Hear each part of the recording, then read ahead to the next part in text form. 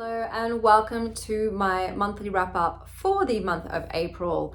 April was a quite hefty month for me, and I think it's because I did a few 24-hour readathons and even a 12-hour readathon. I read a total of 51 books. It's a lot. I think it's the most I've ever read in a single month, and it's a lot considering that this year I wanted to read less. So I don't think I'll be doing any more readathons this year. I just do want to slow down my reading because it's also just too much for me to remember and talk about and review and film and edit. It's taking up too much of my time.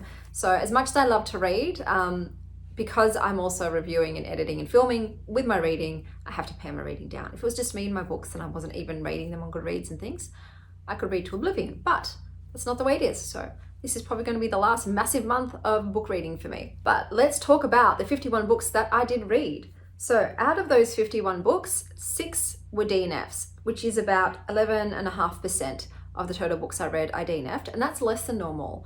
I normally DNF very quickly, but I don't know what it was about this month. I just pushed through some books, and that wasn't the right thing to do, because out of 51 books, none of them were 5-star, none of them were 4.5. The highest rating was a 4, so they were all rated quite low. For so many books read in a month. Let's go through them, shall we? So I'll start by saying that the height of the books that I have read so far this year, so Library Thing keeps a record of the height of your stack of books, and I'm at the height of Michelangelo's David currently with all the books I've read this year, so that's good to know. That's how tall my stack is. I have already exceeded my Goodreads challenge, which was 150 books, so I've edited that now to 300 books. Yeah, I've been reading a lot, so I'm hoping to slow down, and I think I probably would read 300 by the end of the year, so that's what I've set my reading challenge to. Out of all of the books I read, the longest book was The Adventures of Amina Al-Sirafi by S.A. Chakraborty, and this book came in at 484 pages. I did listen to this one on audio, and I'm actually probably glad I did that. I might not have finished it if I hadn't listened to it on audio. So that was the longest.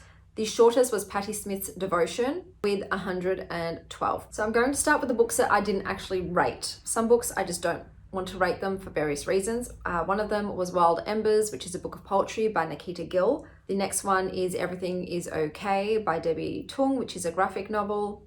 Then there was Lonely in the Castle by Mizuki Tsujimura, and the reason I didn't rate this one was because it's translated, so I don't feel like it's fair for me to rate it critically, because I feel like a lot of it was just lost in translation. A viewer told me that, yeah, Japanese is very hard to translate into English, and I can understand that. So didn't want to rate that one. And there was The Witch's Garden by Sandra Lawrence. And then I've got some kid ones. I've got 1, 2, and 3 of Aaron Blabey's Bad Guys series, which I love. These are the full color versions, gorgeous, funny. Rabbit's Bad Habits, did not like that book at all. Do not like it at all, would not recommend. And Amelia, Fang and the Unicorn Lords and the Naughty Caticorns. So yeah, we're not continuing on with the Amelia Fang series. It's just not our thing. Now I'm going on to the DNFs, the books I DNF'd. So we've got Bodies of Light by Jennifer Down. I DNF'd this because this was trauma porn and it included an excessive amount of the raping of a child. So that's why I DNF'd that one. Sirens and Muses by Antonia Angres.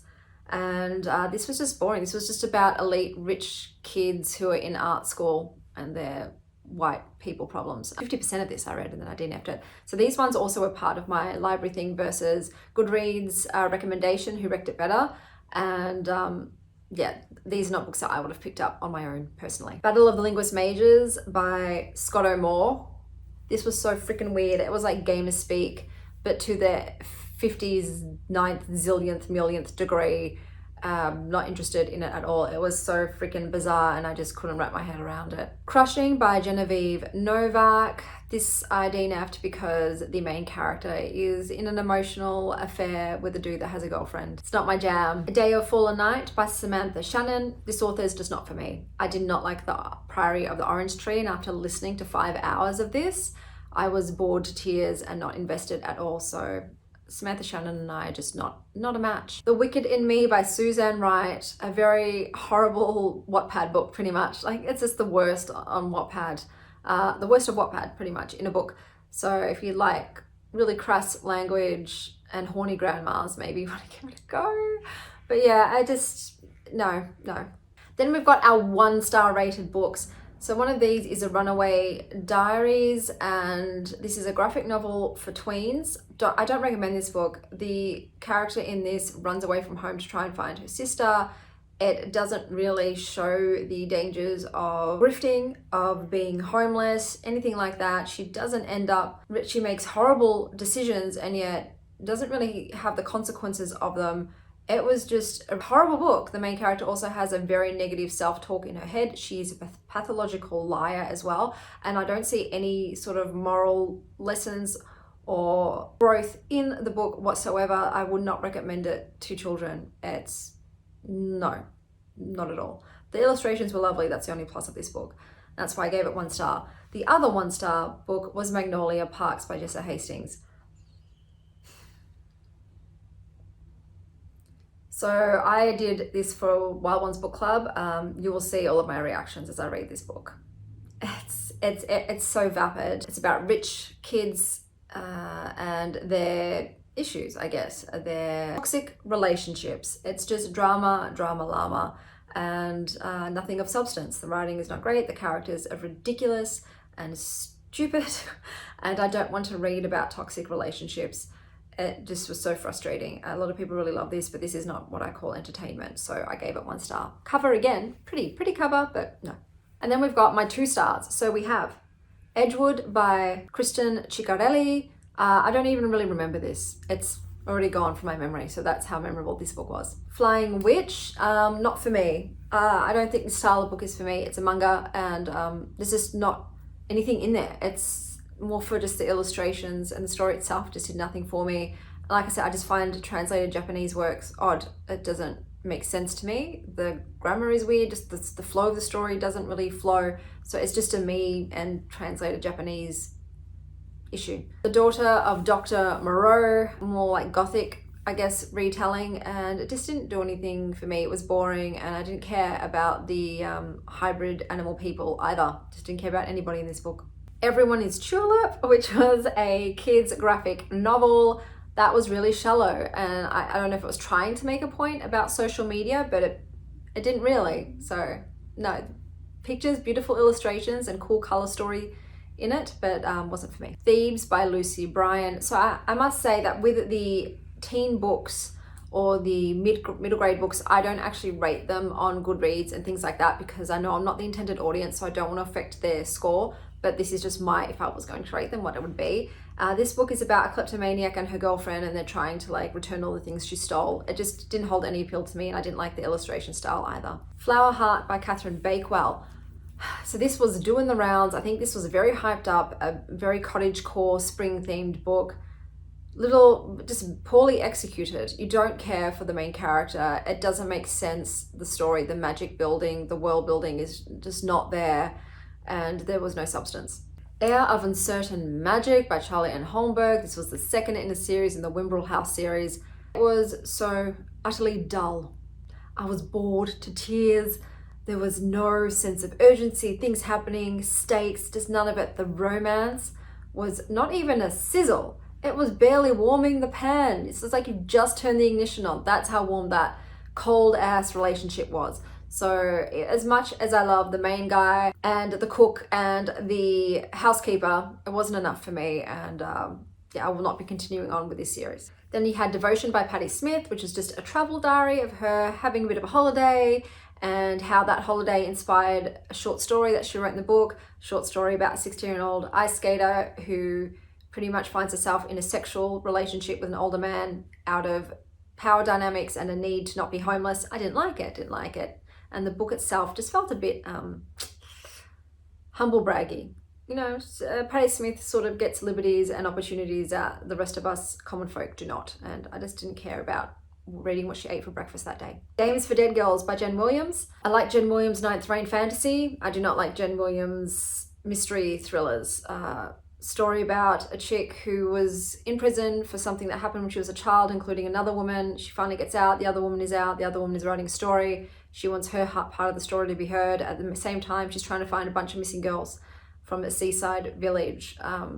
Just nothing really intelligent, plot twisty, surprising, nothing about it spoke to me. Then we have the 2.5 star range. So we've got Reign of Night, I don't really remember this book.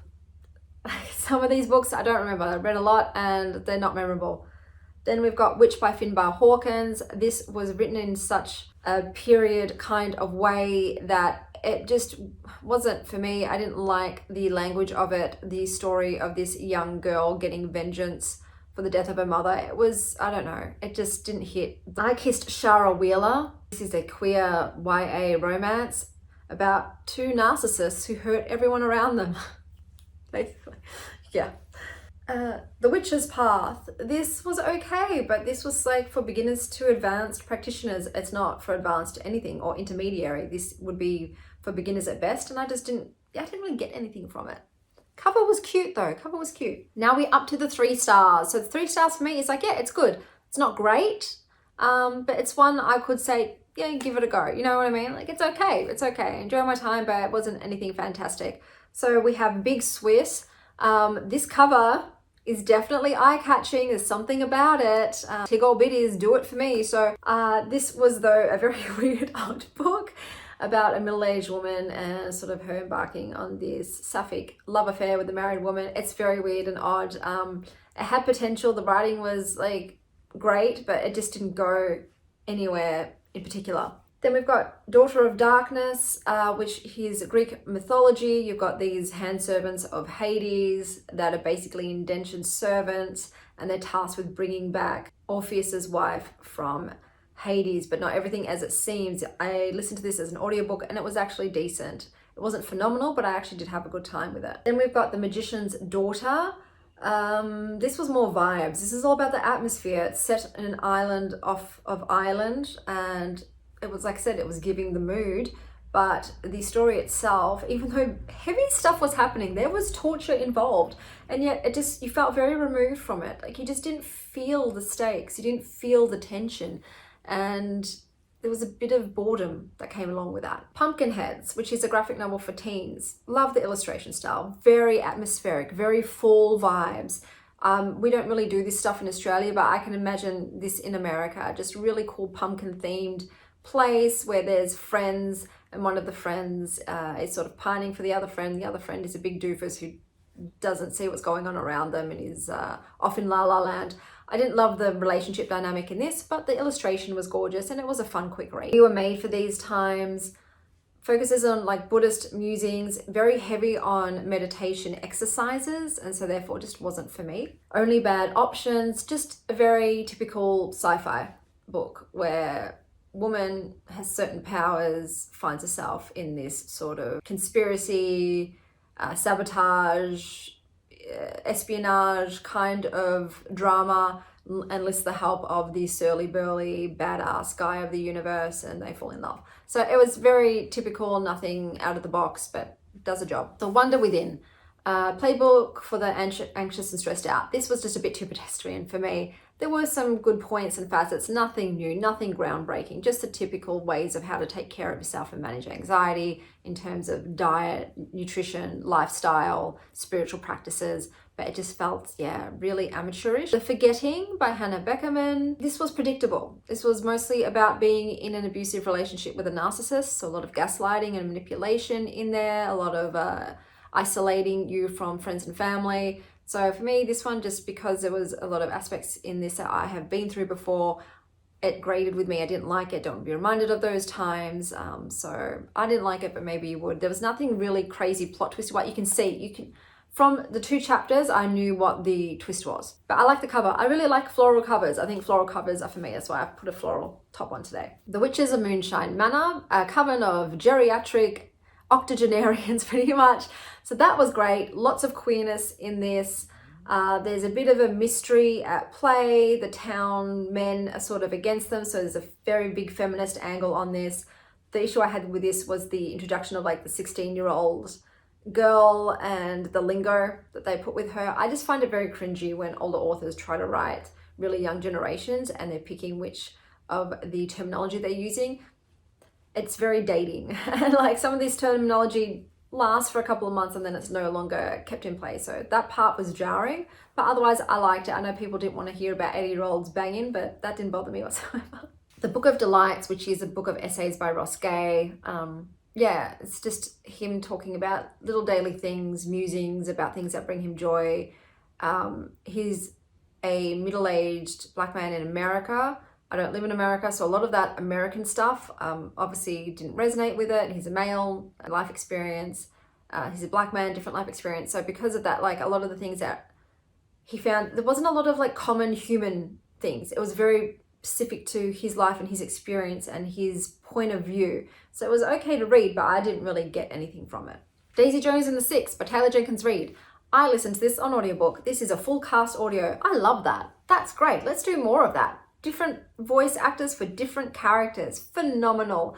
This book itself was very mid. It was okay. About a band, two members of the band really want to bang each other, but one of them's married with kids. So there's a star-crossed lovers theme going. This thing itself, I'm not a big into the music industry sort of person. I don't really like reading about the music industry and all that's to do with that. Obviously this focuses heavily on that, but otherwise it was interesting, it was entertaining, and it was fine. The Witch Boy, a graphic novel about a character named Asta who was born in a male body but who wants to perform female magic. In this world, magic is gendered. Men are shifters, women are witches. Asta wants to do the witchcraft, can't shift, and they're sort of demonized for that. I had some issues with the book in the way that they were sort of punished for wanting to do witchcraft, but there was this twist at the end where you find out someone can actually do both kinds of magic and isn't evil, and it's like, why didn't you speak up? Why didn't you speak up when you're seeing someone in your own family being chastised and made to feel like they're worthless and hopeless when you know this is a truth? So that was my issue with that. The Golden Spoon, cozy mystery set in a bake-off world. So if you love any of those shows like the Great British Bake Off and you like murder mysteries, this book is for you. So it's definitely cozy in that it's not graphic. The murders are sort of off-page, and it's more about the vibes of this English manner of these people baking these delicious things. Make sure you have a cup of tea and a slice of something when you read this book. Then we've got the 3.5 stars, and we have Hotel Magnifique, which is a YA book about a hotel which houses magicians, and these magicians have different powers, but there's something sinister going on with this hotel. It was interesting. It's a story sort of that I've never kind of read before, so that was great. Yeah, and it was a 3.5 stars. The Adventures of Amina Al-Sirafi. So this is the one that was my longest book of the month, and yeah, I've given this 3.5 stars. I listened to this. I like the fact that you've got a middle-aged mum, but she wasn't the best representation of a middle-aged mum. I'll just say that. It was more like all tell no show in terms of how much of a badass pirate she was and how feared she was. It's like you get told, you get hyped, the reputation, but then it's like, her? But it was interesting. So it includes lots of different types of magical entities, a lot of pirating, adventure on the high seas. And yeah, look, it kept my attention. It was a long audiobook, but I did want to see it through to the end. There's also queer representation in this as well. And the twist with the narrator was kind of cool. I'll give them that. But there was this thing where the narrator and sometimes Amina talk directly to you in there. And I didn't love that. It didn't float my boat. Wayward by Amelia Hart. Gorgeous cover. This is definitely the best cover, I would say, out of all the books I read. I just really like it. It's got a lot of the cottagecore forest vibes to me, all of the woodland creatures. A book about 3 women who overcome suppression and abuse and find themselves and their own power and live their lives. So it was good. It was a lot of heavy themes in this. There is on page a lot of stuff. So check the trigger warnings for this one. But yeah, I liked it. 3.5. Enchantment. This is about finding magic in the mundane, tapping into your childlike wonder and joy, connecting to nature. And yeah, it was lovely. The cover is cute. I like the purple orange one more than the other cover. And I enjoyed my time with it. So this was 3.5 stars. Out of all of the nonfiction books I read, this was the most highest rated in this month. Okay, then we've got 3.75. 3.75, we have One Dark Window. This was basically a fantasy book where it's like magical tarot cards, you know, got to collect them all. There's these special magic cards, and if you have one in your possession, you can call out a certain magic from them. But there's a girl in this, and there's an uninvited guest in her head. And who is this uninvited guest? And what's going to happen? And it was interesting, it was different, and I enjoyed my time with it. We've also got The Change by Kristen Miller, another book about older women witches who are getting justice against pedophilic, murderous men. And I enjoyed it. You know, they were all going, it's called The Change because they're going through menopause, and with going through menopause, they end up developing these certain powers, and they use these powers for the greater good. It is out there, it's over the top, but I enjoyed my time.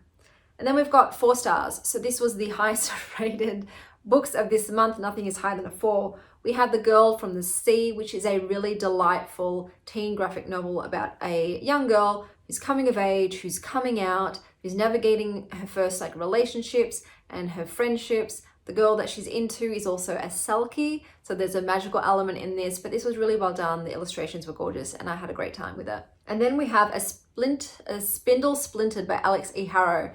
This is a modern retelling of Sleeping Beauty with a sapphic twist set in a multiverse. It had Buffy, Scooby Gang vibes. It was really relatable. Basically, it's like if you were plucked from your world and put into a Sleeping Beauty world, how would you react? This is how they react. So there's a lot of pop culture references because that's how human beings are. We quote movies, we quote songs, and it was a lot of fun. There was also some heavy themes because the main character is terminally ill and has told they have 21 years to live, and they've just had their 21st birthday, so they are on borrowed time. So there was a heaviness of that and navigating a terminal illness, how you live your life when you know that you're going to die at this certain age.